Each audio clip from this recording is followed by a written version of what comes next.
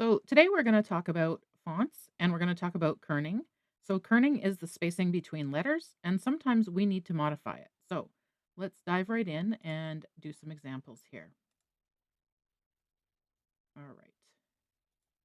So when I look at this font right here, it is like super squished together. So we can change the kerning, which is the letter spacing. So you can move this and you can move the letters further apart.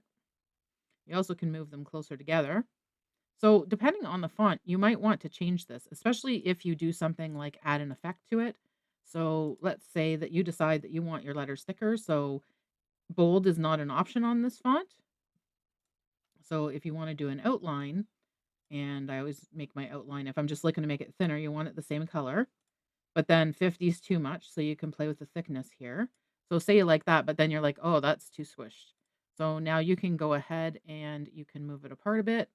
Now, obviously, this font is meant to be fairly close together because it takes a bit to move them apart, so it just depends how much you want it apart.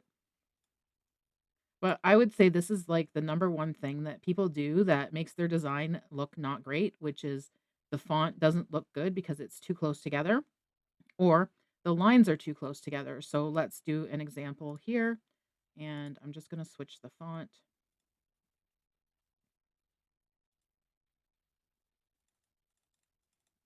Okay. So,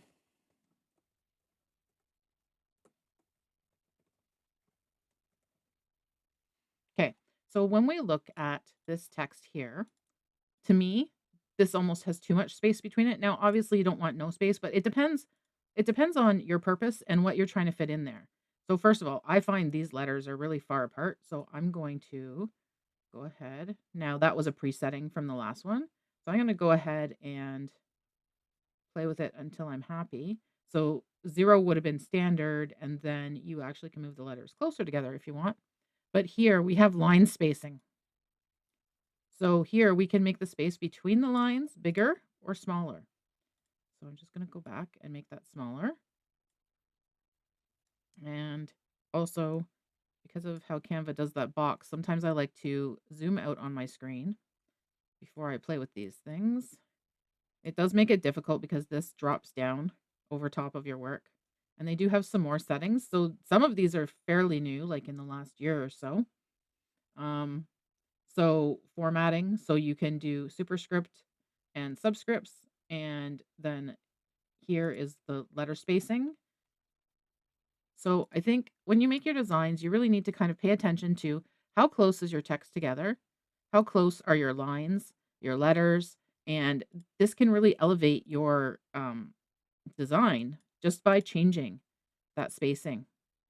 And if you find a spacing that you like, so I'm just going to go ahead because this was different for both lines. So let's say that this is the spacing that you like for this line. So I'm just going to move them kind of closer together here. Okay. So if this is the spacing that you like, when you create a new text box, it will continue that spacing. But if you create another text box and then you continue, you can copy the style. So if I wanted this style, so this text here, so 199 and 1.4, I could go here, copy style, click on this one, and it changes everything. So it changes the font and it puts it in that exact setting that you had originally in the first one.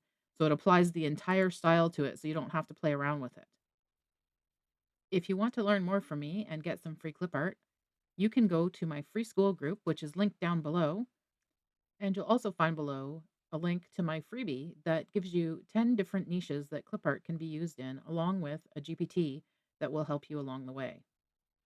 I hope this lesson today helped you. And just remember, progress is better than perfection every single time. Make it messy, make it yours, clip it, make